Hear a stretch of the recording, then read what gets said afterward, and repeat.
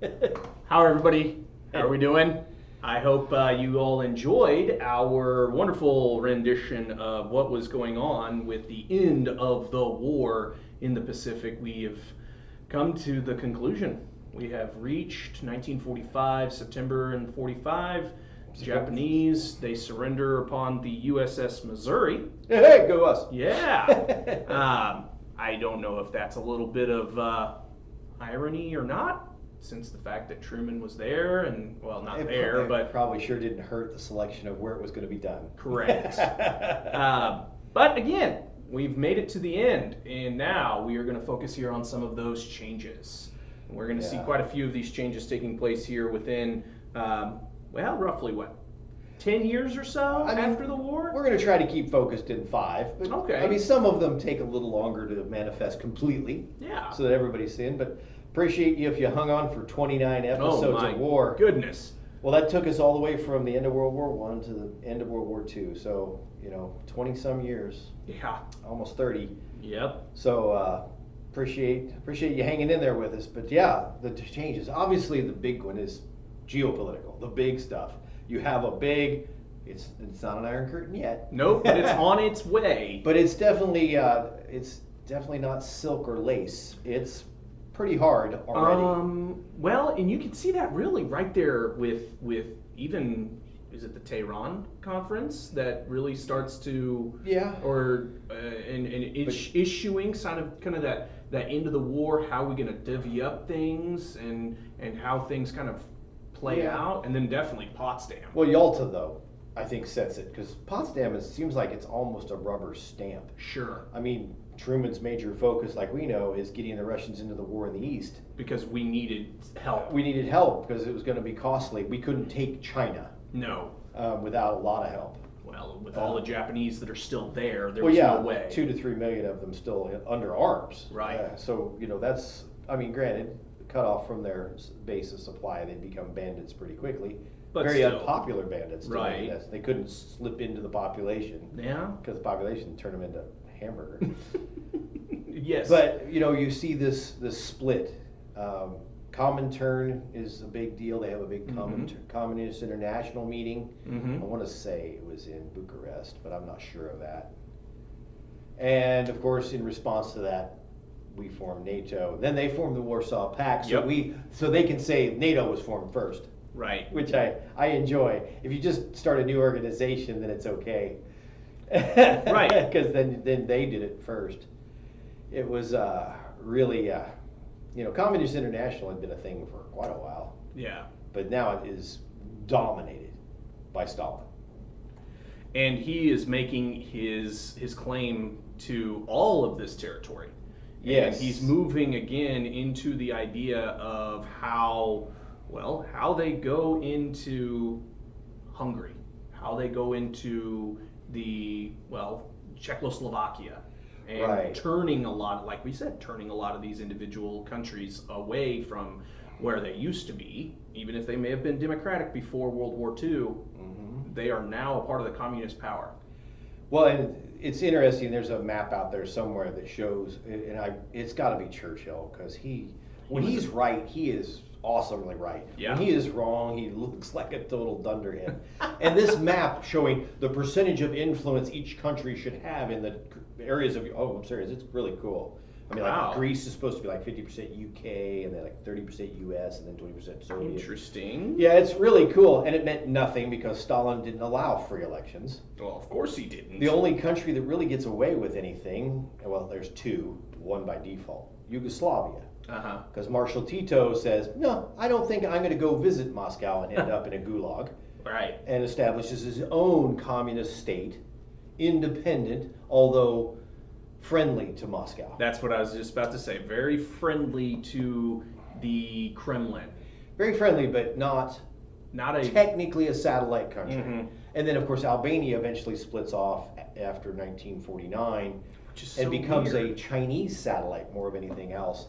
Because they don't, of course, the Soviets can't get to them because Yugoslavia's in the way. True. And Greece is on the other side. Right. They're allied. So, anyway, but this big difference, and of course, Churchill saw this as the ultimate betrayal because there were no free elections. I mean, the Polish government in exile didn't even get a chance to get back to Poland by the time the election was over. You know. Well, again, But- that's the way Uncle Joe worked. Well, yeah. I mean, to expect anything else was he may have gotten something in his cigar. Yeah. That wasn't official tobacco. Right. Because I don't know how you would expect Joseph Stalin, Mr. I crushed the Baltic states. Mm-hmm. And honestly, you can see it, the end treaty where the Baltic states are just ceded in their entirety to the Soviet Union as a betrayal of them. They were independent democratic or mostly democratic states. Yeah. And we just pretended, although I guess during the 40s and 50s, we used to have a Captive Nations Week sponsored by the State Department, but we gave that up because détente. Yes. We couldn't say anything about the Soviets ever being bad if we wanted to have peace with them. Right. Sounds very familiar. Yeah. Sounds very much like, I don't know, China today. Yeah. Same playbook. Same playbook. But, I mean, this line that doesn't really go through Austria. Technically, Austria's on the west, but it kind of plays a much more neutral spot. Right. They try to stand. Of course, Austria now is a tiny nation. It very much is. Even smaller than it was in 39 Right. or 38 when it got Anschlussed. But again, you do start to see some of that change in the way Germany even sees themselves. West Germans, they're the capitalist, they're the free state of Germany, and then of course the East Germans, they're all, well, for a lot of years, just forced labor into it, but being that communist, the communist buffer. And yeah, I think Poland was the buffer. East Germany was the punish, because the Russians were very happy with the idea of punishing Germany. Sounds good. For a long time. And I mean, when you look at peace treaties of the past, it's no different. Right. I mean, honestly, Germany had that happen to them they had after World War I. So, So not a big shocker there. But yeah, it's just this weird split that changes the dynamics amazingly. I know when we drove around Berlin, most of our time was spent on the eastern side because, well, the hotel was cheaper. yeah. We were in a tour group, so, whatever. Sure. But you could definitely see, even now, 20 years after the reunification, you could see a difference between East and West. Which is Just so weird. The style of buildings, the quality of roads and things like that. Yeah, I mean, you saw that in pictures even in the 1950s and 60s, how the West Berlin side was very kept up. Had some of the, what we'll talk about eventually, some of that economic development, but East Germany and especially East Berlin was just in shambles up until after the fall of the Berlin Wall. But heck, even the Berlin Wall didn't even go up until 1961. Yes, it was much later than you think, Right. given all the hostility with the Berlin airlift in 47. Exactly, that's what I'm thinking. It's just like it was a barbed wire wall. Yes. More than anything else. And you had your checkpoints, of course, your Yes. major checkpoint Charlie. Yeah. But that was disappointing. I bet it was. Because now it's literally just a tourist stop. Right. They tore down everything. There's just, I'm like, that would have been the most ultimate museum. Could have been an outdoor museum with stuff in the DMZ area. Yeah, but anyway, that's just complaining about things. But so, after the geopolitical situations of going on in the world, which are bloody. Yes. Greece and Italy both, you have actual fighting going on Right. between communists and, in Greece, communists, Democrats, and monarchists. Yeah, weird that you would have a monarchy coming back into Greece, but that's just the way it goes with those with the Southern Europeans. Well, it's trying to reestablish their own identity. Okay. And that means going back to the way things were before the Germans mucked it up. Yeah. sounds like pretty much anybody in Europe. And Italy, of course, was a nightmare because, I mean, the fascists have been in power for 22 years. Right. What do you do? Hardly anybody that was in power knew anything about life without fascists. Right. So they become a wildly parliamentary democracy with boatloads of parties. Yes. 20 plus parties in their There's still parliament. over a dozen that are Yes. getting actual votes as opposed to just have their names on ballots. I mean, the Germans aren't much better, but Right. it's okay. But you see this division between East and West, which starts to solidify with the Berlin airlift when the Russians cut that off from the west, and we dare them to start shooting down cargo aircraft filled with food. Right. Which was a gutsy move on Truman's part. Well, and that's the thing about it. He didn't want to go to war with the Russians at that time. Well, no, because who would want to go into war after you just got out of another one? And so when Stalin did put into that blockade of the roads into Berlin from roads and railroads, yeah, right, roads and railroads blockaded into East Germany and especially into West Berlin. Truman just says, okay, this is the way it's going to be. We're going to have what is called Operation, well, what was it? Operation Roaring Thunder? Or I don't remember now. I can't remember exactly which one it was, or Thunder in the Skies, or something along those lines. Whatever the case was. But again, it was a constant for almost a whole year. Just you have mission after flight after flight after flight. And I mean, these guys who are flying these cargo planes are, getting maybe an hour's time to rest before going on to another. I mean, the nice thing, of course, is they have short flights. Sure. It's like 2 hours. Yeah, you're going from, say, like, Brandenburg, you're Hamburg, going from Hamburg. It's a port, right, you're going from You're going from close to the border. Maybe an hour and a half to 2 hours round trip flight into Berlin, and you're just... But you don't dare get off the flight path. No, you do not. So your navigator has to be because what they actually did, the Soviets allowed this. They said, okay, we'll allow you I think they said like a 20-mile width of space. There were like 3 of those channels. Yes. Come in. Yes, they had 3, one in the mid, one in the north and the south. Yep. And it was about a 20-mile wide corridor. Yes, and that's how they would fly in and out. And it was just a constant in and out, and they would just drop everything. They would drop rice, they would drop flour, candy bars. Yeah, and one of my favorite stories, of course, is they drop things that have labeled on the side a gift from the American people. Mm-hmm. The problem is gift in German means poison. Oh, so nobody wanted those. No, of course. Why would they want that? Well. But this isn't new either. I mean, Americans have always wanted to help those in need, and with our post-war boom, well, we had the airplanes. That's correct.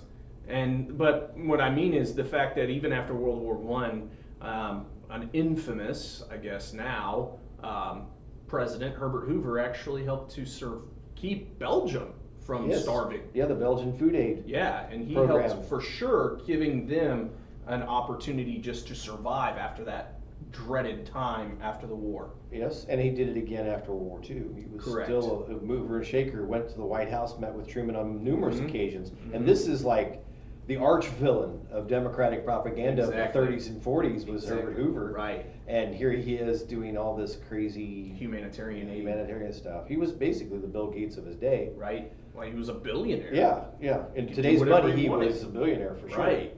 But we see these changes, these political changes come, and really we're going to focus in the West. Political changes in the East are easy. Do what Joe says. Yes, exactly. There's only one option. Right. Well, I mean, there's a couple. There's two. Yeah. Do what Joe says. Go to Siberia. Okay. I think I'll take the latter. So yes. Thank you. I can at least pretend like I'm going to be a better socialist than the Russians. Right.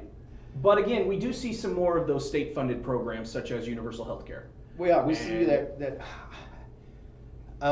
And it really fits when you look at a lot of wartime propaganda that like the British put out. I mean, you don't see as much French because they were conquered. Right. But you see it especially with the British. The posters are, we're all in this together. Right. And it really changes their mentality of how government should function. And of course, again, the government's been running the country, I mean, lock, stock, and barrel, literally since 1939 to honestly, Britain doesn't come off rationing until like 52. Oh my gosh. Yeah, it's much later than you would expect. So I mean, 15 years that the government's pretty much running the program, even though they don't nationalize the industries until after the war. But it's on its way. It's on its way, and there's a lot of public support for it because of the fact that that's what we've been doing, and it seems to have been okay. People are starving if they don't have government funding. Right. It's kind of and I sometimes kind of wonder if that translates well into American politics in the sense that if you live in a city, you're much more used to government provided things than you are if you live in a rural area. Well, yeah. And so that's a divide we already see, Democrat versus Republican. Right. After 7 years of war Mm-hmm. and a lot of privation, even if you were a civilian living in, northern England where you didn't even get bombed. Right. I mean, It didn't matter. you had a You lack felt of it. lack of fresh vegetables. Right. You had a lot less, but you knew what you were doing it for, and Right. that's what those posters were about. Yes, exactly. And so, but you see this in almost every European country. In fact, almost all of them adopt some form of universal health care within 5 years, if not less, of the end of the war. Now, if you wouldn't mind, what exactly does universal health care mean? Because we've heard this term before thrown around in even our society in the last 20 years. Universal health care, the Obamacare, blah, blah, blah. Right. What exactly does it mean?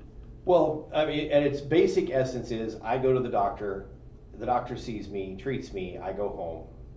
I don't get paid. I don't pay him, he gets paid by the government. Okay. Now, it depends on what country you're in.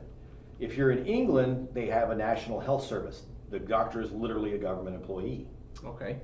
But if you go to Germany, they have a wildly complicated system, which means I think it would be appropriate for us because we love complicated stuff. Yeah, right? Nothing simple can be Of for us, insurance plus government programs and subsidies. It's a multi-layered system, but it works because they have a federal system just like we do. Oh, it's almost like we set their government up Uh-huh. with a double. They have states and they have a two-house. It's crazy. I don't know why. I don't know. I mean, It's almost like we believed in our form of government in 1946. wow. But anyway, yes, universal health care, the idea is that the government collects taxes, however it has to, on whatever it's taxing, to pay for health care for all citizens. Okay. So that means you don't have to worry about going into the doctor. If you cut your hand off in a work accident, you don't have to worry about fighting with work comp, which is a government program here. Yes. Or you don't have to worry about your, hopefully Your insurance. Hopefully your Yeah. employer's insurance covers it, but if that doesn't, you do go on your insurance. There's all this or if you don't have insurance, then You're kind of then you have to pay cash. Yeah. So it gets rid of a lot of the anxiety about illness. As a system in most of those countries, if you read the English press, the NHS is the worst thing ever created. But they wouldn't get rid of it for anything. It's one of those things. They like to complain about it a lot. They're the only ones I've known because of personal, adjacent experience, not personal, but very close experience, is that the German healthcare system, they love their healthcare system. It works very well because of the way doctors are reimbursed. They love the system. Patients don't pay much out of pocket, if anything, so they love the system. Whatever they've got going on works well. France seems to have a decent one, but they don't cover anybody who's not a citizen at all. So you have a large group of people living in France today who have little to no health care except what's provided by charity. Oh, wow. So when the Europeans go, blah, blah, blah, Americans don't have good health care, you can poke holes in a lot of that in a couple countries, but, it does take away a lot of the stress of modern life. My question for America is 1945, say even a 1950 Brit. Are they going to go to the doctor for every little thing? No, probably not. Because they've just suffered for 10 years. Right. They know they can get by. Right. Unless it's really important, then they go to the doctor. Sure. We don't live in that society anymore today. No. So that's a political discussion that I think is huge, and I think it's going to be important. I think it'll come back in this decade for sure. I think it's going to be a huge debate in the United States because we have so many people who don't have any. Right. Or they have so little that their employer's insurance is basically nothing. You're still going to be bankrupt if you go to the doctor, even if their insurance picks up part of it. Right. Who can afford a 50% copay on brain surgery for your kid? Nope. Nobody. Sorry about it. GoFundMe only works so far. Yes, exactly. So, it's an important thing, but you also see this idea of universal suffrage, which has been talked about, but hadn't really been implemented because, like in Britain, they emancipated women to vote. Not emancipated, but gave them universal. They gave them suffrage. They enfranchised. That's the word I was looking for. They enfranchised them, but originally it was only married women over like 25 or so. I mean, it was definitely different. It was weird. I'm sure the details are different, but it was a staged process. It didn't happen all at once. Right. Well, let's see here. Yeah, because in 1918, the Representation of the People Act of 1918 enfranchised women over the age of 30. Oh, even older than I thought. I Yeah. was being generous in Yeah. 25. Who were either a member or married to a member of the local government registrar. So in other Wow. words, your husband had to be a voter as well. Mm-hmm. Okay. Exactly. So obviously, women getting the right to vote in Europe was a process. Yes. But you see it moving much faster after the war. Again, because just like we had Rosie the River, they had women working in factories. I mean, the queen, she wasn't the queen yet. No, she was but the the princess. Was working on an ambulance. Right. And supply truck. Right. She was a mechanic. Yeah. So I mean. Yeah. So she did a lot of things that weren't very princess-like. nope. In the, I'm sure the cameras played that up a little bit more. But Of course. I mean, you use whatever you can for propaganda. Right. If it's true, it makes it best propaganda. Mm-hmm. But you see a big change and you see that in France. You see it in Italy. You see a lot of these countries getting rid of any sort of vestiges of what our founding fathers would have called necessary parts of the process to put brakes on things, Right. like the Senate. Right. They just. Yeah.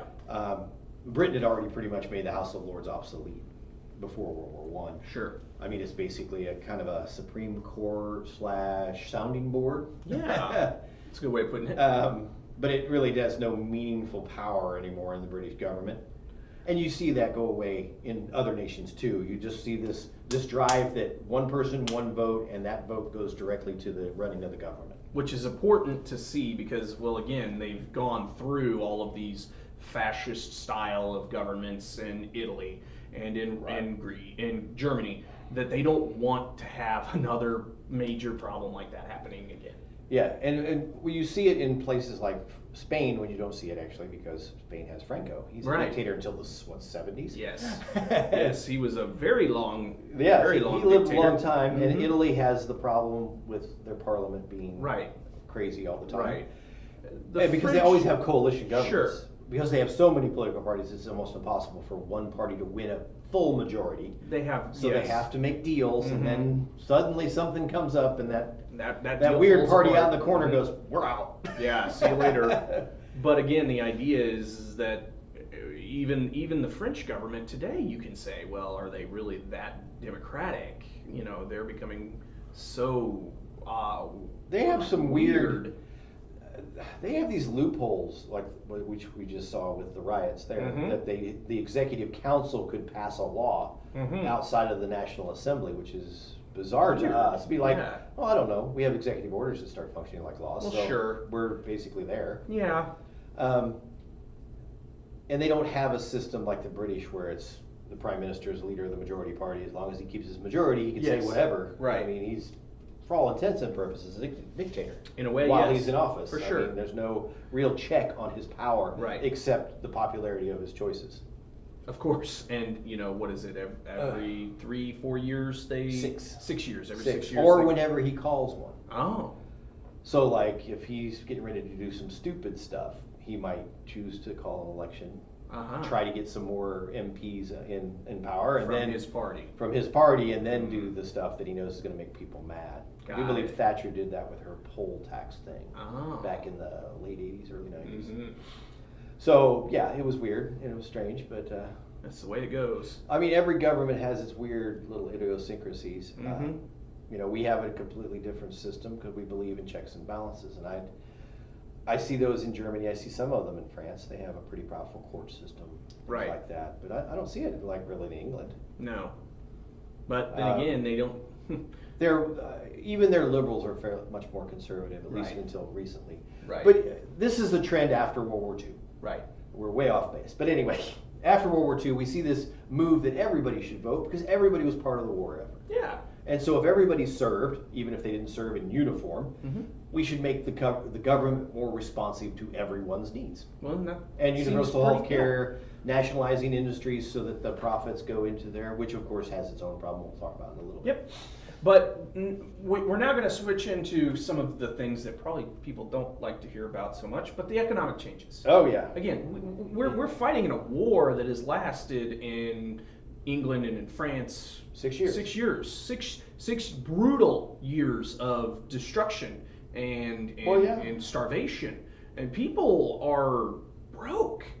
Nations are Well, I mean, it was broke. the end of Britain's money. Exactly. They'd pretty much gotten rid of all the extra money from empire after Mhm. World War One, Of course. and so after World War Two, they're a debtor nation. Yes, they are no longer able to, in the debtor nation, meaning they're no longer able to give money out. Yeah, they're borrowing to keep Yes. things afloat. Yes. And which is also one of the reasons they go to higher taxation and all those other things politically. Sure. But the big thing is they're beat down. Oh, of course. Their industries are in rubble, especially when you look at Italy, that had been half of it or 2/3 of it had been fought over, Right. and the rest had been bombed. Right. Germany, which is flattened. Yes.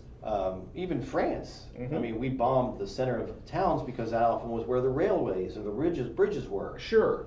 But I mean, of course, mostly the eastern side of France was heavily bombed during that time, and that's where most of the industry is. You don't see much of Western France being too heavily destroyed. Normandy is very agricultural. Sure. It's beautiful. Down in Burgundy is also very Yes. agricultural. That's the wine portion of the nation. So you don't see. And then Marseille's got the nude beaches, so yeah. Right, yeah. I don't think anyone's really going to want to have to bomb a vineyard that is, not doing anything. Right.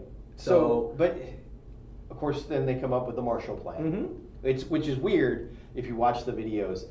George Marshall is in all these videos because he's the chief of staff. Yeah. For the army, which is 3/4 of the war effort, really. Right. For most of the war, and then all of a sudden you see him in a suit. Yes, Instead so of a uniform. he's in his olive drab and his medals With and his his stars ribbons and everything else, and then all of a sudden, boom! He's Secretary of State. He's Secretary of State under Truman after 1945, 46. Is that right? I want to say it was after 47. Okay, but regardless of it, he now becomes this suit-wearing jockey.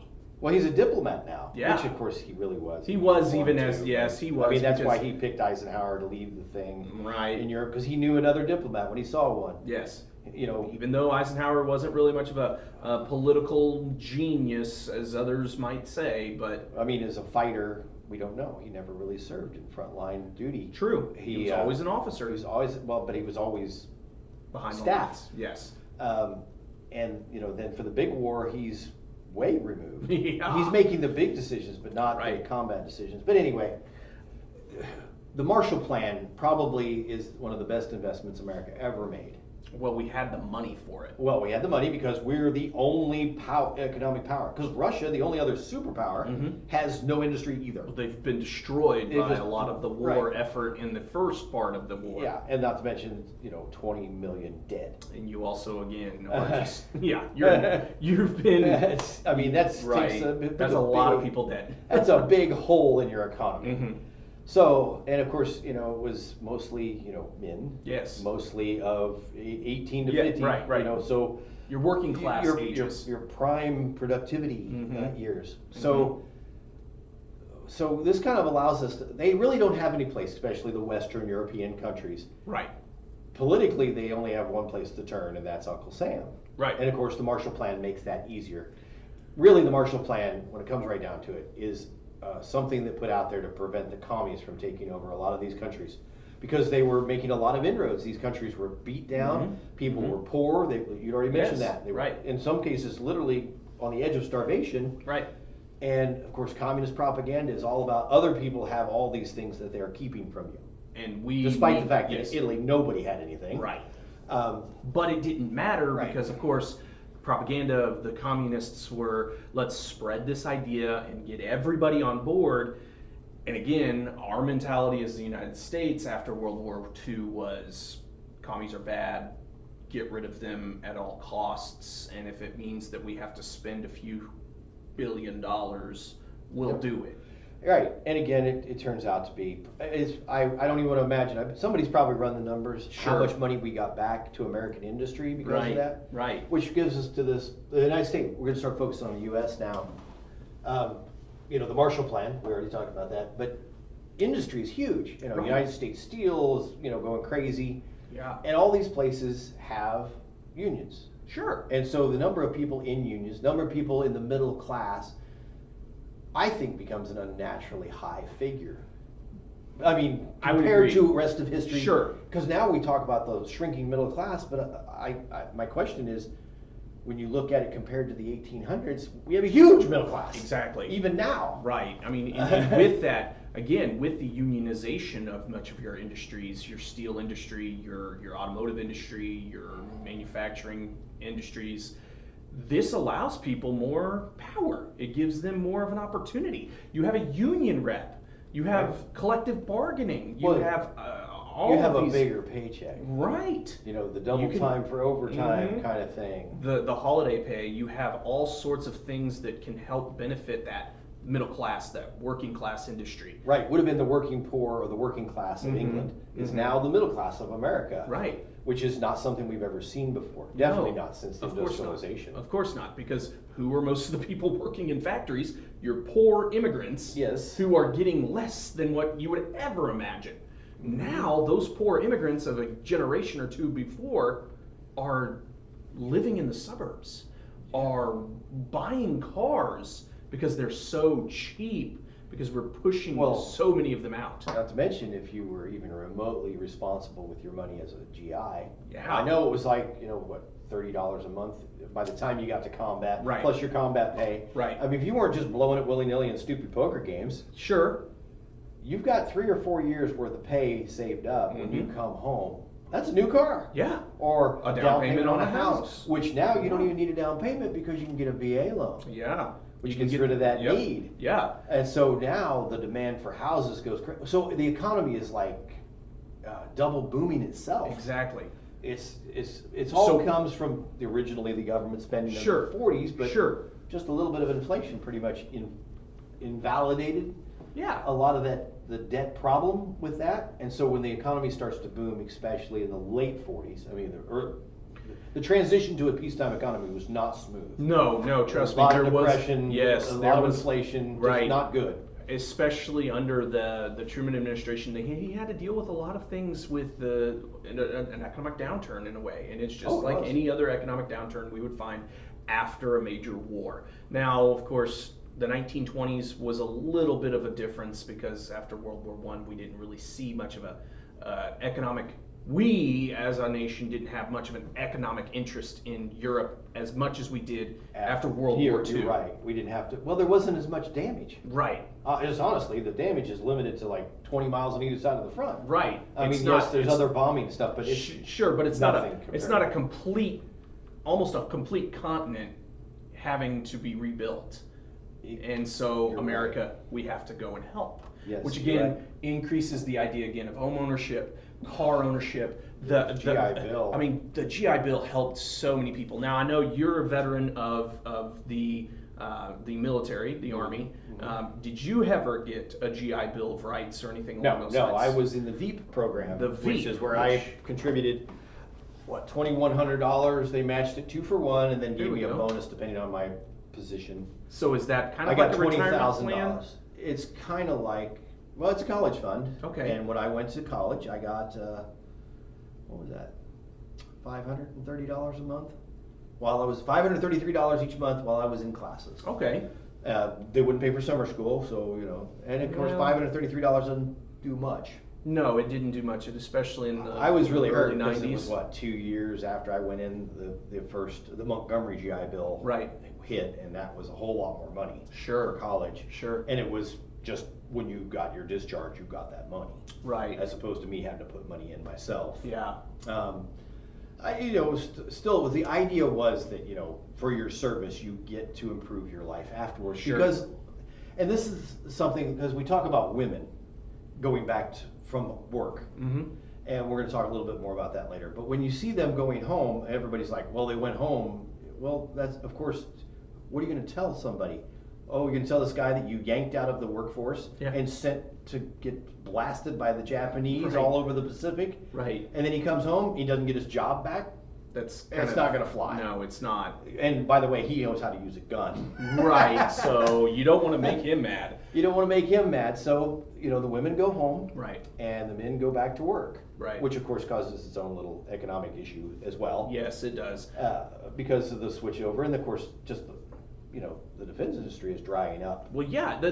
You don't need as many. You don't need 20,000 bombers a year. Right. You don't need 20 Liberty ships falling into the bay every month or whatever the case Those may be. Liberty ships lasted for quite a while. They were like if you were a poor third world nation, if you needed a ship for cargo, boom, there we go. They're cheap.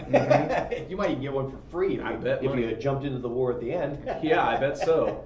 But the idea again is that with these colleges that are accepting many more of these GIs, these veterans, yes. you see an increase in your college enrollment. And again, it's not just your whites as well. Right. It's your black individuals who are able to take part in this GI Bill of Rights and get to go to Howard University or Fisk or any a other state university north of the Mason-Dixon line. Right. Yes, let's put it that way. Right. Yeah. Your HBCUs, historically black colleges and universities. Yes, they did well. But yes. Even like University of Illinois, right, becomes a place where blacks are going to school, right, because they've got the money. Yes, and that's all the colleges really care about. It doesn't matter what your they're color north, is. and again, north of the Mason-Dixon line, the acceptance is different. Yes. You're right.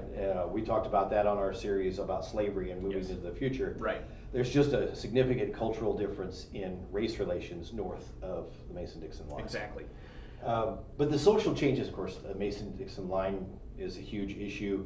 Eventually we'll move into the Dixiecrats of the 60s. Oh, yes. As the demographic shift and people's understanding of race relations change. Right.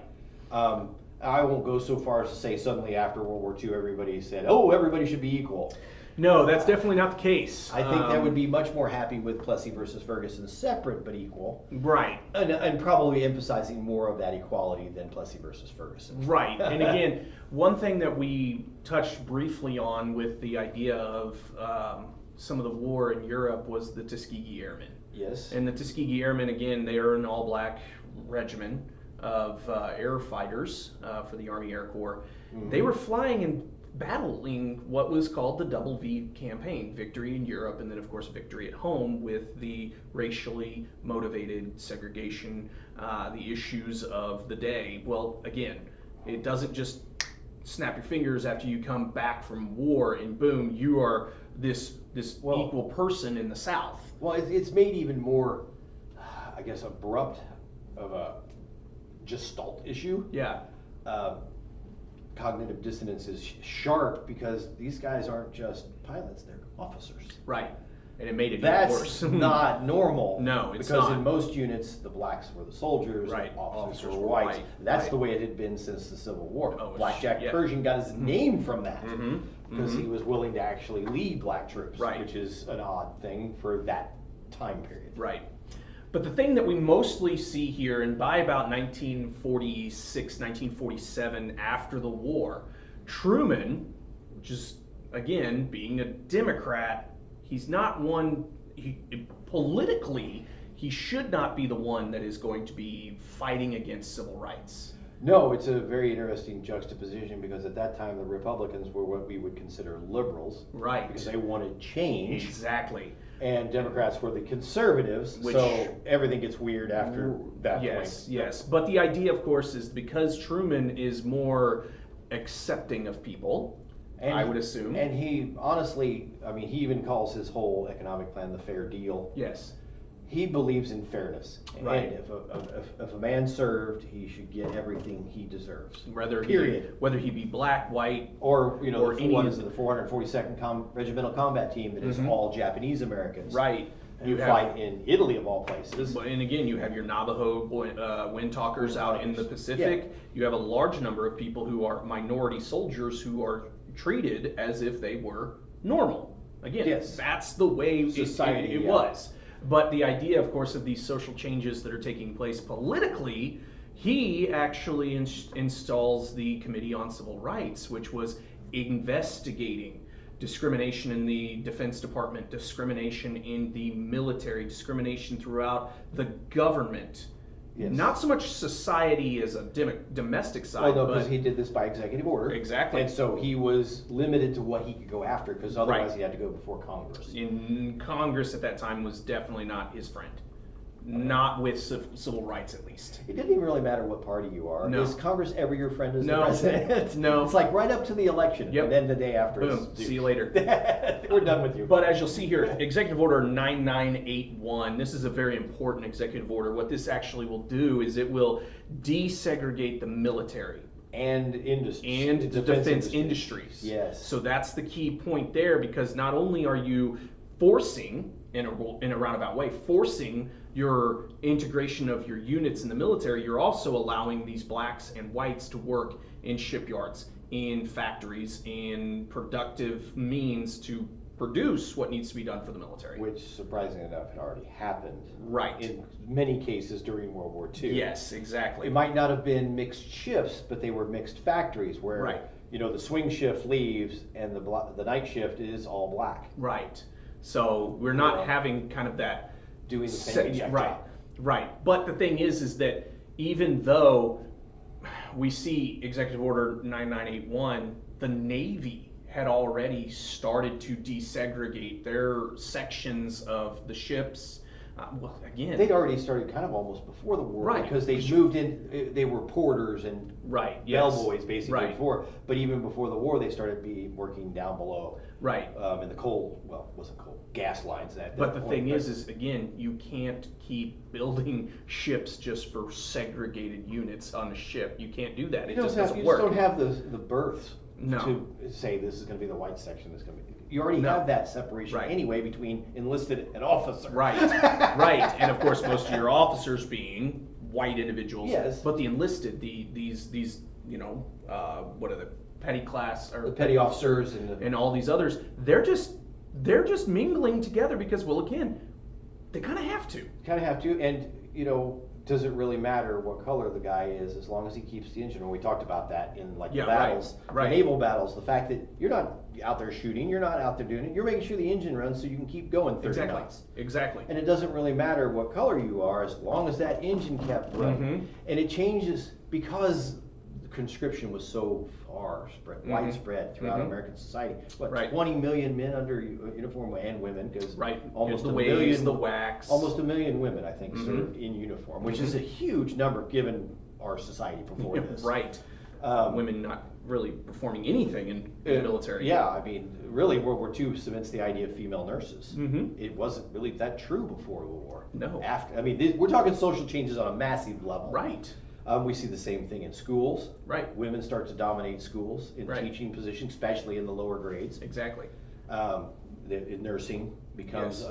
I mean, really, by the time the 80s rolled around, nursing was about 98% Mhm. women. Mhm. And the 2% men were usually in psychiatric places where Yep. they needed muscle. Yep. Exactly. That's I mean, kind of it's really a switch in it we see in our society. yes, and it would grow, and it will grow, and it will move, but there's always unfortunately backlashes to societal changes. There's always going to be, when the pendulum swings, there's going to be a force pushing it back. Mhm. You know, the pendulum has gravity against it.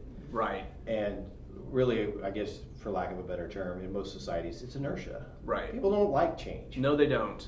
Especially if they see themselves losing anything in that process. Of course. We talked about that in our slavery section on the Civil Right, War. right. Why would so many white Southerners who have nothing to gain from slavery Right. economically, because they don't own a slave and they have to compete against slave labor Mhm. for jobs, Why would they? Ever why would wanna they do fight that? against Because socially they're at least above somebody. Right.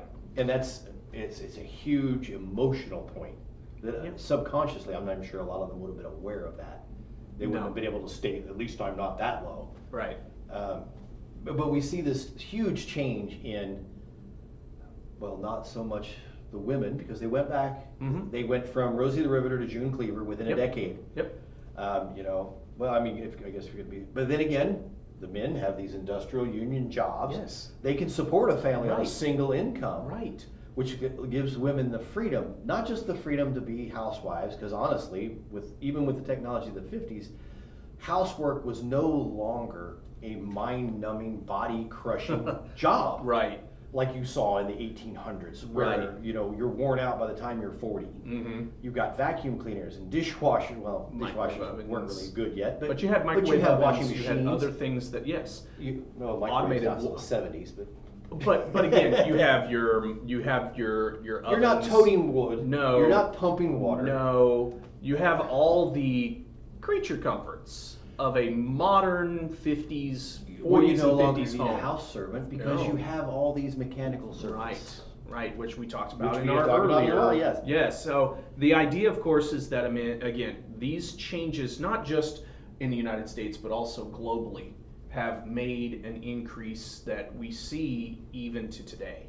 The changes that will develop into more of a societal unification. Mm-hmm. And you can say what you want about how the society is looking at certain peoples today. It's still much better than it was 100 years ago. Much better than 100, much better than 30, really, Right, honestly. right. Economically speaking, if you look at the statistics, it's better. But the thing is, we see, especially with blacks, this is really a kickoff by an Right. executive order almost Right. of the civil rights movement. The modern because civil rights movement. I Right. can serve, if I can be treated as an equal in the military, why can't I be treated as an equal here? Right. And of course, with World War II being the greatest generation, Mm-hmm. so many had served. Right. It became so many. I don't know how many blacks overall served. It was a It was goodly, quite a, it was a quite a goodly good number. Yes. Goodly number. I remember talking to a gentleman down in Kansas City. He served. He was in the Army before the war. Oh. He was actually in ROTC at Central High School in Kansas City. And because he was in ROTC, he knew how to march and do those Yeah, things. of course. So they stuck him down at a basic training place for black soldiers, Oh, okay. and he was a drill sergeant for the entire war. Yeah. He There you never go. went overseas ever. Wow. How many we have? So we have 1 million African Americans serving, both men and women. We have over 16 million men and women serving in World War II Okay. alone. Hello. Yeah. So, I mean, think about the Now numbers. then of course you do this desegregation, and then Korea. Yes. We have another mass mobilization. Right. Not on the same scale, but still a huge number of people Mm-hmm. are. In fact, one of my favorite books.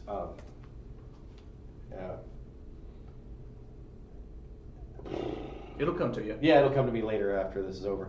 Anyway, one of the characters they're in Florida, so definitely the South. Yes. And he's a lawyer, and his neighbor is a black man.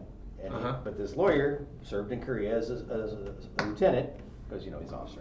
Yeah, right. He's got a degree. He's He's got a degree. Yep. And his sergeant was a black man. He said he didn't ever understand why below the 38th parallel they were equals, but below But the over- Mason-Dixon yeah. line they weren't. Yeah. Which I thought was a really clever way of inserting that into the It's novel. a good understanding. And as we see, again, even though there were 1 million in Korea, we see Oh, over... Last Babylon. Thank you. There you go. Whew! Pat Frank, 1959, 1960, he wrote it. There you go. It was one of the first post-apocalyptic books. Wow. So there, my little nerddom. It came through. It was only like 2 minutes late, but that's okay. But the idea, again, 1 million blacks serving in World War II, we have over 600,000 serving in Korea. Uh-huh. I mean, that's a large number that is still able to serve in a war just 5 years after the end of this great And we see war. their participation as a percentage of their Yes. population going up. Yes. For 2 reasons. One, they can. Yes, exactly. And 2, they're poor. Right. They don't have those jobs that get you deferments like you're working. No. My father's uncle worked for the power plant in Philadelphia. Mhm. He was considered, indispensable. Right. Every time he got a draft notice, he gave it to his boss, and his boss went down and it went away Right. because he was indispensable. Right. The company was not willing to lose him because he was a trained engineer. Right. You don't see many black individuals that are that way. They haven't had the position, and we see, of course, during this time we see the redlining Yes. begin. It goes Right. on through the 60s. Unfortunately, the districts. And that- redlining has a double-edged sword. Uh-huh. On one side, you see it saying, because of course, who meddles with redlining? oh yeah, Congress critters. Right. And they're going to represent their districts. And Right. they don't want their property values to go down because blacks have moved into the neighborhood. So they redline for that reason, which is exactly what people talk about today. Right. It's racist motivation, period. It is. On the other side, when we start talking about the highway system, you're going for the cheapest property you can get. If you're going to do eminent domain, you have to cut costs. Right. You're going to just take swaths of land to put in these highways. You're going to take the cheapest property, which of course is going to disproportionately affect black communities. I mean, it's kind of a domino effect. One's intentional, one's not. Right. They both have the same result. Yeah, unfortunately. Unfortunately, and it leads to a lot of issues with you're unable to get out of the neighborhood. Although generational poverty is just continuing even till the 1990s, early 2000s. And I can remember when the first blacks moved into the neighborhood my parents lived in the late 70s. Wow. There were still people there that were like, oh my gosh, there goes the neighborhood. There goes the neighborhood. Yeah. And like my dad's from Philadelphia. He's not used to this as a situation. He's not coming from the north. Coming from the north, he went to a desegregated high school. Even before Topeka. Yeah. Or Brown versus Board of Education. But anyway, so he's living in a different world than the people that when we talk about the history of the South and that kind of thing. So, but he's like, why would I care? And two, they take care of their yard better than these whites that are next to me. So why, I like them. Bring some more. Yeah, I'm gonna take that. I'm gonna take that. And I'm gonna run with it. So because trust me, the rental property next door to him drives him crazy. I bet. And I don't think there's been a single black family in that house. Oh. And their yard is always a disaster, and it drives him crazy because he works really hard to make his lawn look nice. Of course. Of course. But I mean, we didn't even touch on the effects of mass media and mass propaganda. No, we didn't. Canned food becomes the norm. All right. It just so many other societal changes. Not to mention, we talk about there's a loosening of morals that we don't see until the 60s. And people are like, well, where'd that come from? Well, that's because mommy and daddy were getting busy before daddy shipped off. And sometimes without the benefit of clergy. Right, exactly. And their mothers and fathers were part of the flapper movement who saw going out and getting wild. Yeah. The only difference was in the 60s was the first time because what changes? Contraception. Right. No longer the flappers, the 1940s, where you have your fun, but then she ends up with child, you get married because that's what you do. Right. That's how you show responsibility. By the 60s, you don't have to do that. You have free love. Well, but you have free love because you can take a $15 pill. Exactly. And you don't have to worry about Junior coming along until you're ready. Right. And now, of course, we're on the other end of that where we can't get enough babies because people think it's all a bad idea. Right. But anyway, we have covered quite a bit of information here, and the idea again is that this is a huge benefit, and in some cases can also be a hindrance on society. But it is what it is. That's Nothing's just the way ever it goes. perfect. Exactly. It's people. And we'd like to just touch briefly here about a little change that we're going to after this episode. We are going to go away from our audio visual and go straight into just audio on Audible.